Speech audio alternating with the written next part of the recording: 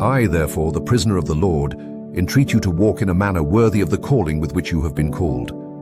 Ephesians 4. To mature in faith, we must learn to see things from God's perspective.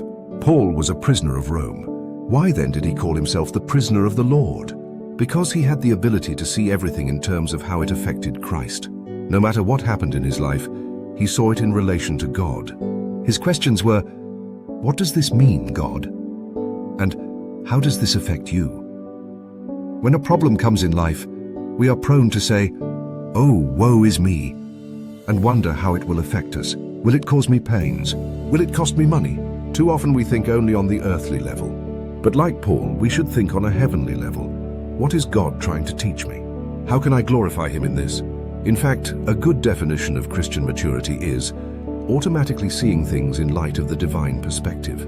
This perspective, this God consciousness, is the only right way for Christians to live.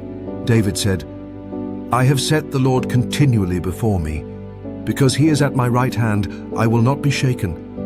Therefore my heart is glad and my glory rejoices. My flesh also will dwell securely."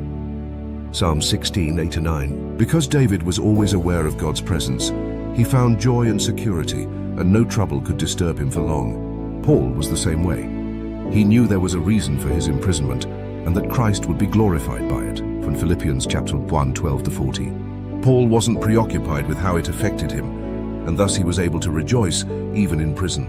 God causes all things to work together for good to those who love God, to those who are called according to His purpose. Romans chapter 8:28. Nothing happens outside of God's control.